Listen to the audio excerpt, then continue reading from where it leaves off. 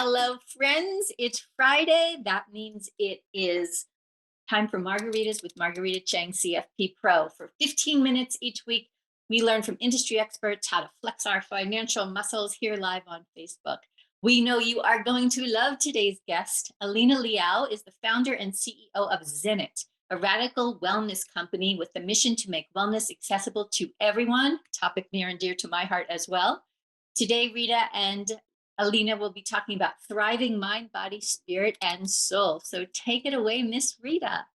Well, thank you so much. I'm so excited to be here because, as you know, everyone deserves to be well.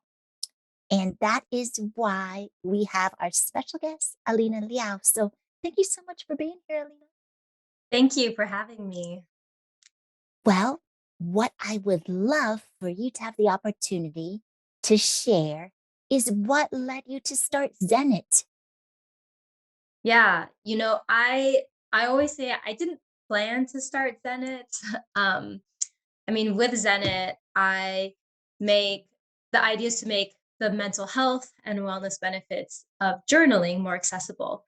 So, like Hope said, a radical wellness company, and the focus is using journaling. Um, but I have not always been an avid journaler. In fact, for most of my life, I struggled with it. I would start knowing it would be good for me, but then within a few pages, I would just stop. Um, but a few years ago, I was leaving a nonprofit I had been part of, where I was providing mental health coaching to youth. So I already had, passion and training around just like mental health and well-being. Um, and so I was leaving that, and it was just like a really tough time for me in my life for various reasons. And I didn't know what I was going to do next. I just knew I needed to take some time for myself, for my healing. Um, and my therapist kept encouraging me to journal. Like I said, I had always struggled with it, but I really, was like, well, let me see if I can make it work this time. And I came up with a few journaling prompts that were specific to what I was working on.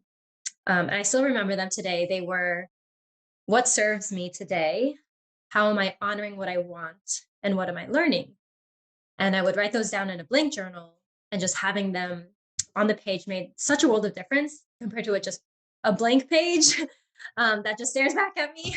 Um, I was able to then journal regularly, and I was finding it so therapeutic, so helpful. I was really gaining insights into just like the deep layers of my subconscious that were really helpful in making some positive changes in my life. So after doing that for a while, I just thought, I wonder if other people would find this helpful, having a journal that has prompts that are customized to them, because we this journey in wellness and healing is so personal, right? Like your journal will probably ask you some different questions than mine. So I wanted to make space for that, and I just follow that. Amazing. So now we have to ask you, do you have a journal you can share? Can we see one? I do. So this is mine. This is I think it's my fifth Zenit journal. Um, so they're all handmade with different vibrant fabric covers. And that's like, when I think about making wellness accessible, I wanted to make journals that make us feel pride and joy, because we deserve to feel pride and joy in the work we do for our mental health. So that's the outside. And then like with Zenit, you can add your own personal affirmations or mantras on the front, which is always like one of my favorite parts of getting orders, seeing what people put. So some of mine are: lead with your heart, flow, not force, stand in your worth. And then I'll flip to a blank page. I have my prompts on the inside here. So it's kind of my daily routine, checking in. What am I feeling? What's driving my feelings?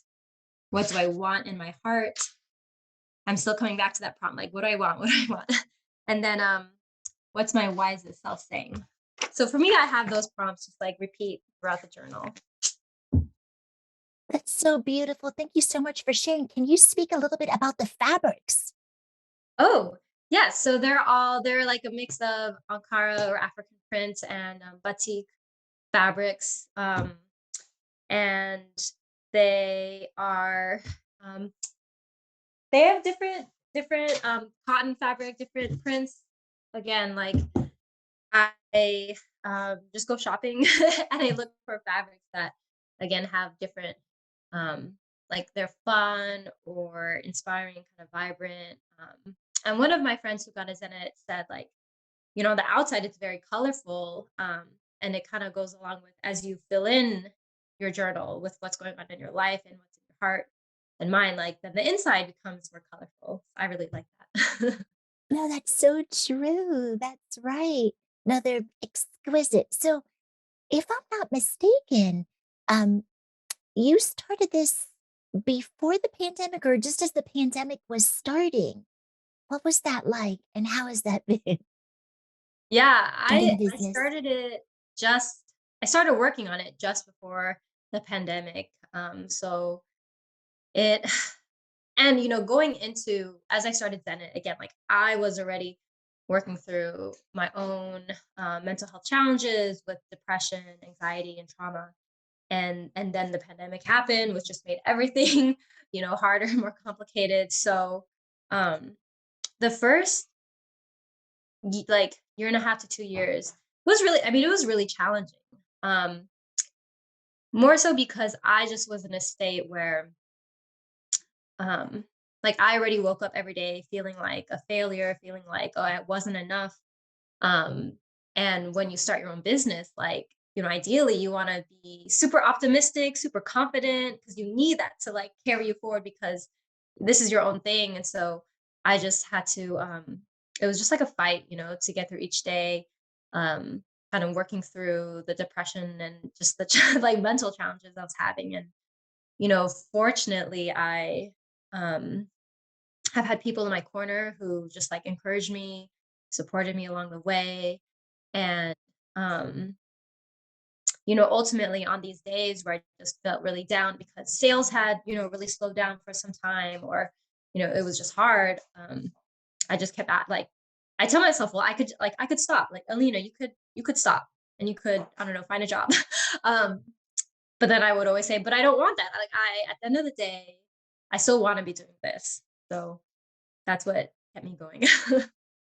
What I so admire and respect about what you're doing is you're not just making or helping make journaling accessible, you're also building communities.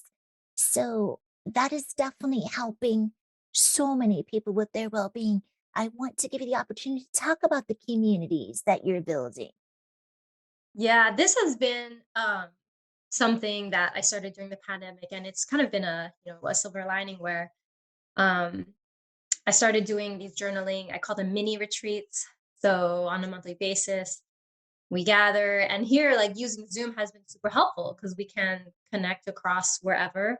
We gather on Zoom, and we'll do some journaling activities where, it's just a space I hold for folks to come in, journal to some prompts. Um, but then what's kind of different is because we're together, we can share, what we journaled about or insights we're gaining and kind of give and get inspiration.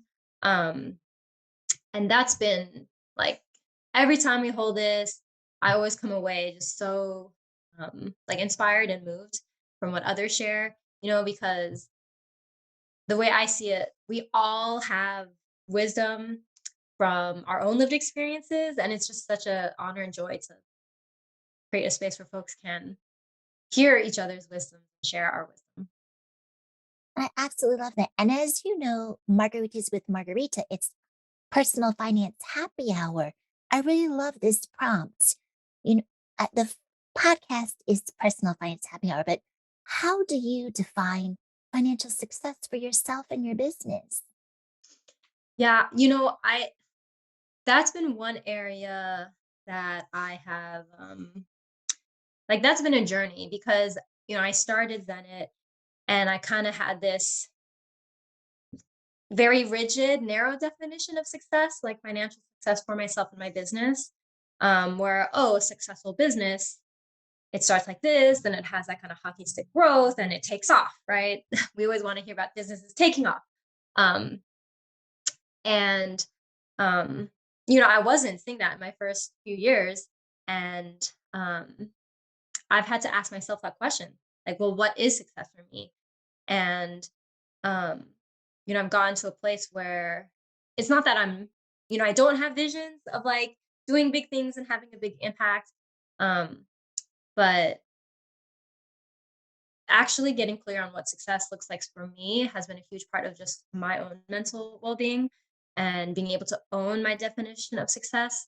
So, I just start thinking about like, well, what do I need and want to support myself financially, you know, um, to live the life I want to live, um, live comfortably, live with security, and, save up each month. And, I'm not trying to be I don't know, like rock star entrepreneur. Like I don't like I tell myself like I don't actually like I don't need a yacht. Like all this hype around, being a rock star entrepreneur is just kind of it's just overblown. So it's like what do I want for myself? And then as I think to the future, when I have a family, like what does that look like? So I've just been able to stay anchored in like what I would want for myself and my family. And just getting clear around that has been, you know, really helpful because there's so much stuff that we get um, that we see in social media and the media in terms of what success looks like. And we just have to be clear on what it is for us.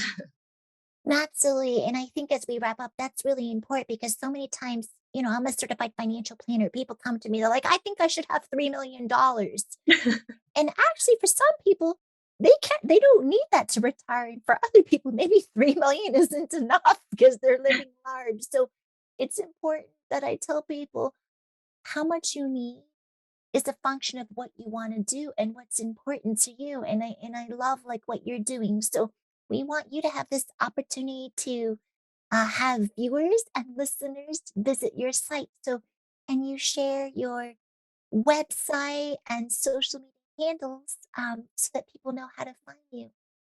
Yes, thank you. My website is zenitjournals.com. That's Zenit journals, like Zen it. And then Instagram is at Zenit Journals. And then before we bid you farewell, do you have any parting words that you'd like to share? Parting words, well, to everyone listening, I just remind you and kind of reaffirm that your well-being matters. We live in a world that kind of tells us that, when things get busy, it's always our wellness, our rest, our healing that should come last. But um, you know, your feelings and your wellness and the time you take for yourself, it matters. And you deserve to take that time for yourself and you don't have to earn it. You as a human being are worthy of it. So beautiful, so well said. And back to you, Hope. Thank you. Alina, you are such a rock star. In fact, I would love to carry your journals on our new website, Incandescent Publishing, where we're helping people publish their own books and promote them. So I think you'd be a perfect addition to that. So we'll talk more offline. But thank you so much for being here. And of course, thank you, Rita. So we have one more podcast for 2020 next Friday at 5 p.m., December 17th. And our guest is Lauren Johnson. Tell us a little bit about Lauren, Miss Rita. So actually, Julie Johnson. Oh, sorry. It's okay. So Julie is going to talk about communication with the next generation, meaning XY, um, Generation X, Generation Y. I mean, I know there's Gen Z, but she's focused on X and Y. And I think that it's so important, not just when we're talking about money, but also in the workplace. So that is how we are finishing 2021. I love it. With a focus on the future, Gen X and Y. That'll be so great with Julie Johnson. Thank you, Miss Rita. Thank you, Alina. Thank you to all of our audience, viewers, and listeners. We will see you next Friday, December 17th, live on Facebook. And of course, you can watch this podcast on Incandescent Radio, Rita's channel, where we have all of our fantastic podcasters, and margaritacheng.tv, and of course on Margarita's own website, margaritacheng.com. So have a fabulous weekend. Stay well. We'll talk to you soon.